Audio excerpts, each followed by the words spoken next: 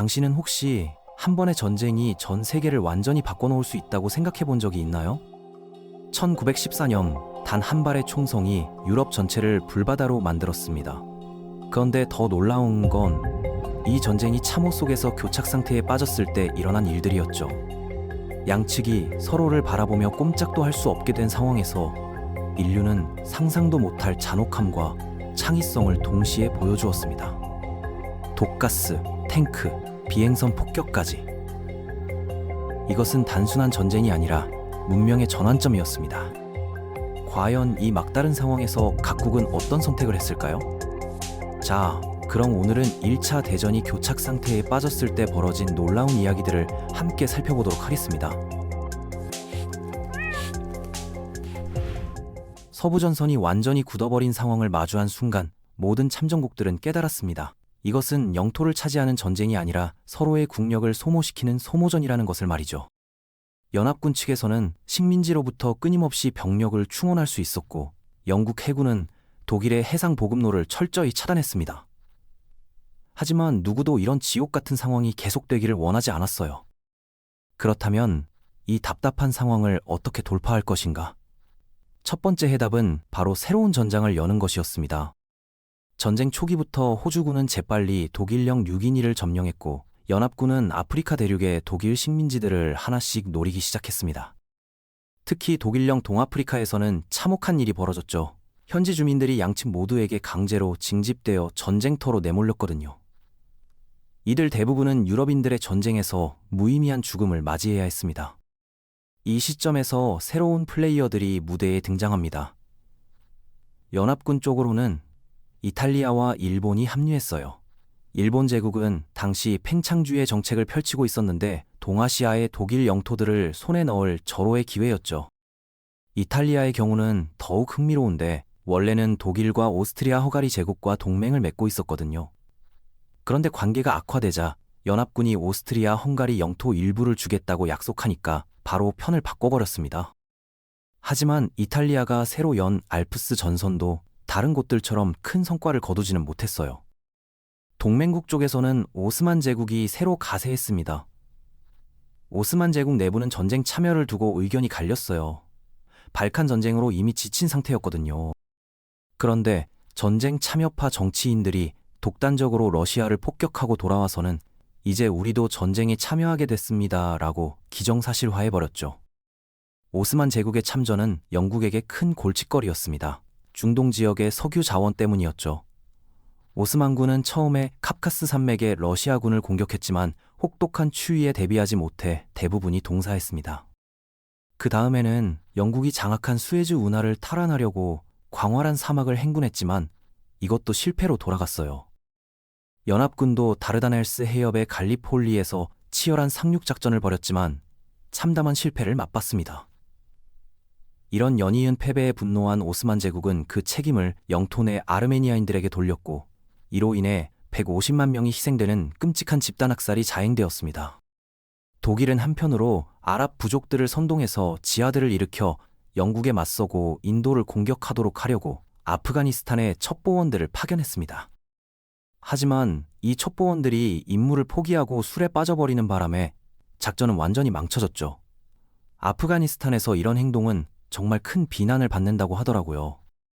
결국 이 모든 새로운 전선들도 전쟁의 판세를 바꾸지는 못했습니다. 연합군이 더 많은 인력과 물자를 보유하고 있다는 사실을 깨달은 독일은 이 교착 상태를 깨뜨리기 위해 뭔가 다른 방법을 시도해야 한다고 판단했어요. 전쟁 이전에 현대전의 규칙을 정하는 중요한 국제회의가 열렸었습니다. 화학무기 사용 금지, 민간인 살상 금지 등 기본적으로 전쟁에서도 최소한의 인도주의를 지키자는 내용이었죠. 하지만 독일은 스스로 이런 규칙들을 어기기 시작했습니다. 제펠린 비행선들이 영국 도시들을 폭격하기 시작했고 연합군 참호에는 염소가스 같은 화학무기가 살포되었습니다. 잠수함으로 민간 선박들을 격침시키기도 했죠. 가장 유명한 사건이 바로 RMS 루시타니아호 침몰 사건입니다. 이 여객선에는 159명의 미국인이 탑승하고 있었는데 이 사건으로 미국의 반독 감정이 크게 높아졌어요. 물론 연합군도 가만히 당하고만 있지는 않았습니다. 그들도 화학무기 사용을 시작했고 민간 선박에 잠수함 대응 장비를 설치하기 시작했죠. 결국 양쪽 다 똑같아진 거예요. 이런 와중에도 오스트리아 헝가리 제국은 아직도 세르비아와의 전투를 끝내지 못하고 있었습니다. 그래서 새로운 동맹을 찾게 되죠. 불가리아가 그 대상이었어요. 불가리아는 자국 영토 확장을 원했고 2차 발칸 전쟁 패배에 대한 복수심도 있었거든요. 동맹국들이 불가리아의 오랜 꿈을 실현시켜주겠다고 약속하자 불가리아는 동맹국에 가입해서 세르비아 공격에 나섰습니다. 세르비아군은 알바니아를 통해 후퇴했어요. 알바니아는 중립국이었지만 오스트리아 헝가리와 복잡한 관계에 있었죠. 오스트리아 헝가리군이 알바니아로 평화적 침공을 감행해서 세르비아군을 추격했지만 대부분은 이미 해상으로 탈출한 후였습니다. 1916년이 되어도 전쟁은 여전히 길고 길었습니다. 적이 부족했는지 아니면 더 많은 관심이 필요했는지 독일은 또 다른 적을 만들어냈어요. 포르투갈이 뒤에서 연합군과 각종 거래를 하고 있는 것이 마음에 들지 않았거든요. 이 시기에 유일한 대규모 해전이 벌어지게 됩니다. 양측 모두 드레드노트라는 최신형 전함들을 건조하고 있었어요. 2차 대전 때 사용된 전함들과 비슷하다고 생각하시면 됩니다. 하지만 이런 전함들은 건조 비용이 엄청났기 때문에 양측 모두 함부로 위험을 감수하고 싶어 하지 않았죠. 그래서 대부분의 시간을 항구에서 보냈어요. 딱 한 번 출격해서 양측 모두 상당한 피해를 입은 것 외에는 말이죠. 그 이후로는 다시는 시도하지 않았습니다. 영국은 징병제를 도입해서 충분한 병력을 확보했습니다. 서부전선의 전투가 더욱 잔혹해질 시점에 맞춰서 말이죠. 1차 대전에서 가장 잔혹하고 오래 지속된 전투가 독일군의 베르덴 공격으로 시작되었어요. 프랑스군은 필사적으로 방어했고 수많은 사상자가 발생했습니다. 압박을 받던 프랑스군은 연합군에게 독일의 주의를 다른 곳으로 돌려달라고 요청했어요. 그래서 영국이 자체적인 대규모 공세인 솜 전투를 시작한 거죠. 첫날만 영국군 사상자가 6만 명에 달했습니다. 영국이 정말 혁신적이고 놀라운 신무기를 처음 사용한 것도 이 전투에서였어요. 바로 탱크였습니다. 러시아군은 계속 후퇴하고 있었지만 프랑스의 도움 요청에 응답해서 대반격을 시도했습니다. 물자가 떨어지고 보급이 막힐 때까지는 말이죠. 러시아의 이런 모습을 본 루마니아는 지금이 참전하기 좋은 시기라고 판단해서 전쟁에 뛰어들었지만 오히려 완전히 역광광당했어요. 그리스는 참전 여부를 놓고 계속 고민 중이었습니다. 국왕은 동맹국을 지원하고 싶어 했고 총리는 연합군을 지원하고 싶어 했거든요. 국가를 둘로 나누는 내부 갈등 끝에 국왕이 퇴위하고 나서야 국가가 통합되어 연합군 편에서 새로운 공세를 시작할 수 있었어요. 중동에서는 러시아가 북쪽에서 오스만 제국을 압박하고 있었습니다. 영국도 메소포타미아에 상륙해서 페르시아의 석유를 보호하려 했어요. 그리고 소규모 부대를 티그리스 강을 따라 올려보내서 바그다드를 점령하려고 시도했지만 쿠트 지역에서 포위되어 결국 항복하고 말았습니다.